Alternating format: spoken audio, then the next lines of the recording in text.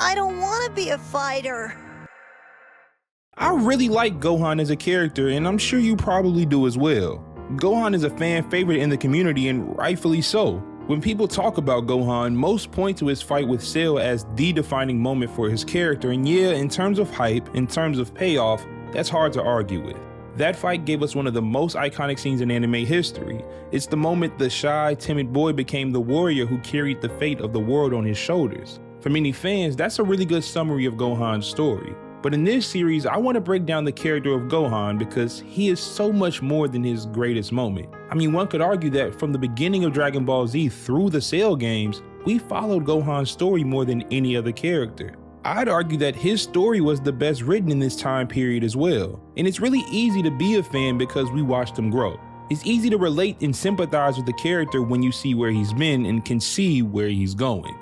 But to me, the part of the journey that really matters, the part that tells us who Gohan became, comes long before the Cell games and Buu Saga. His journey isn't at his best when he's at his peak as a warrior. To me, it's when he's a child who didn't believe in himself. A child caught between two worlds, two parents, and two expectations he didn't ask for. Because before Gohan ever threw a punch, his story was already kind of laid out, but just deep down inside. He was the product of two very different people that defined much of what he went through. On one side, you had Goku. I mean, what hasn't been said about Goku? He's the boy who grew up in the woods, who learned about the world one fight at a time. Goku's life was built on adventure, on searching for the Dragon Balls, on testing himself against impossible odds, on meeting strangers who often became lifelong friends. People talk about his power and the way he always gets stronger, but what really set Goku apart to me was something not as loud, and that was his loyalty. Goku valued life, and he valued the people he shared it with. He never fought to be a hero. It just so happened that helping his friends always seemed like the right thing to do. That was the light he carried. That was the gift he had to pass on. And on the other side, you had Chi-Chi, and she's just as essential to this story. As a matter of fact, I find her role in this to be a little more interesting, because where Goku was playful and pure, Chi-Chi was fiery and unapologetic. She was strong, emotional, protective, combative, and you never had to wonder what Chi-Chi was thinking. She put it all on Front Street, and in her own way, she was just as stubborn as Goku. That's what they shared. For all their differences, neither one of them would ever been who they were for anyone. And so what's the result of these two forces colliding? Out of two of the most headstrong and passionate characters in Dragon Ball comes a child who's scared, shy, afraid of conflict. I mean, it doesn't make sense, right? Gohan at this stage is the complete opposite of what you'd expect from these two parents. And yet, that's what makes Gohan so fascinating. Because beneath all that fear, there's something else. Something that doesn't surface often, but when it does, it disturbs everything around him. The first glimpse of it comes almost immediately. Gohan is introduced to Goku's friends, Bulma, Krillin, and Master Roshi. It's a peaceful day, but before he can even have a full conversation with them, his life is turned upside down. His uncle shows up, and not only is he a complete stranger, but he also does not embody any of the core traits that make Goku who he is. He's cruel, manipulative, and heartless. Raditz kidnaps Gohan, locks him in a space pod, and threatens to kill everyone he loves. Naturally, Goku wants to go save his son, yet before he leaves, his sworn enemy Piccolo shows up and informs Goku that he has his own beef with Raditz as well. So they take on Raditz together, and they're not having too much luck. In fact, it was so bad that Raditz was about to kill Goku, and that's when it happens. The space pod cracks open and the timid child explodes. He breaks out of the pod and charges at Raditz with such power that it actually hurts him. This is the first time someone truly hurt Raditz. In that one moment, you see both of his parents reflected in him. The purity of Goku and the protective nature and fire of Chi-Chi. A timid boy is suddenly capable of changing a battle just like that. But as quick as it happened, the moment faded. Gohan is left with nothing but fear and confusion and gets knocked out. Goku was shocked, Raditz was shocked, and funny enough, we don't get to see Piccolo's reaction in the moment. When Gohan wakes up, his father is gone and his life is kinda in pieces. So the only natural thing to happen next is to be handed over to someone who should have been his enemy in Piccolo. Piccolo wants to train Gohan, because in a year's time, more Saiyans will be arriving on Earth. And with Gohan's hidden potential not being a secret anymore, he had to be trained. And this year of training might be the most important year of Gohan's entire life. Piccolo doesn't coddle him, he doesn't ease him in. From the very start, Piccolo throws Gohan into the wild and forces him to survive. No food, no safety, no comfort, and for a boy who had grown up in Goku and Chi-Chi's sheltered household, this could have been a traumatic experience for him. Actually, it probably was, because at first it breaks him. He cries, he screams for his mother, he begs to go home, and you can see it easily, he does not want this life. He doesn't want to fight, he doesn't want to carry those kinds of expectations. But slowly, painfully, something shifts.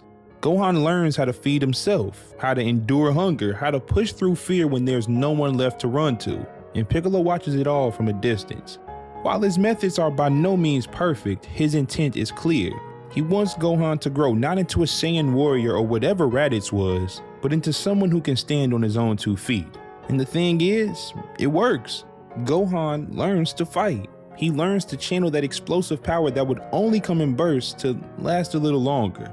And by the end of that year, he's not confident yet, but he's no longer the child who cried for his mother at every turn. He's something else now. He's becoming a fighter, even if he doesn't want to admit it. And the bond between him and Piccolo, that was unexpected, because the relationship starts with maybe not hatred, but Piccolo definitely didn't like him. Piccolo trains his enemy's son for his own selfish reasons, but the fact that Gohan never grows to hate Piccolo, and I mean not just that, the fact that he grows to love Piccolo, Piccolo didn't know what that felt like. That was foreign to him. Without saying it outright, Piccolo becomes Gohan's first real friend. Only later would we figure out just how deep their bond was, and that bond will help define Gohan's growth for the rest of the series. Then, the Saiyans arrive. And this is where the weight of Gohan's growth is tested. The battle against Nappa and Vegeta was a massacre, and the way Toriyama writes it is crazy. Each death isn't just another loss for the Z fighters, it's a very effective way in displaying different relationships because each death breaks someone else. Yamcha is the first to go. He dies to the Cybermen, and it's devastating not only because, Yamcha died, but because of what it does to Krillin. The two had fought side by side since some of the earliest parts of Dragon Ball, and in that moment, his rage and his despair is overwhelming. Then goes Chaozu, and his sacrifice is one of the quietest, most tragic moments of the entire fight. He just gives his life in hopes of stopping Nappa, and when he fails, the heartbreak isn't solely in his death, it's in Tien's reaction as well. Tien loses his composure and throws his own life away. He was a man who lost everything except for his anger and his grief. But then there was Piccolo, or should I say, then there was Gohan, because he was next on Nappa's list.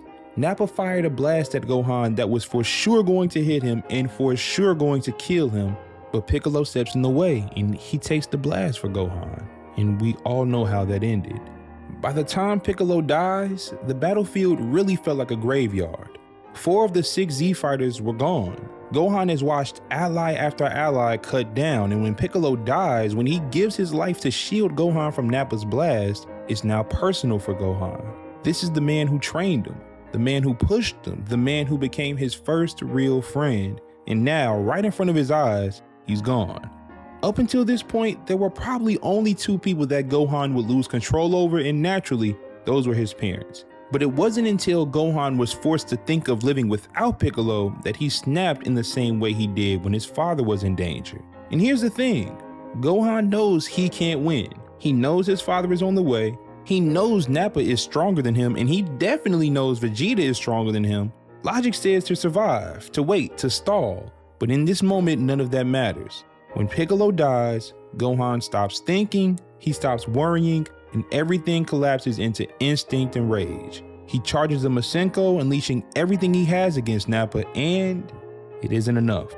Not this time, but it proves something important. At just 5 years old, Gohan can no longer be ignored. He isn't just Goku's son, he isn't just Chi-Chi's son, he's now a fighter in his own right. This is the turning point, because from here on out, Gohan's story isn't about whether he has great power. We know he does, but would he believe in himself enough to use it? Would he take ownership of that great strength instead of letting it only come out in moments of desperation and rage? The boy who once hid behind his father's leg, who once cried in the face of danger, is now standing on the battlefield 10 toes down. He isn't shy anymore, he's confident. And this was great, because one of his greatest challenges and his first real test while being confident is waiting just ahead. I want to thank you for getting to the end of the video. If this is your first time here, hit that like button and subscribe for more videos like this. With that being said, this is Matt, and thanks for watching. Y'all have a good one.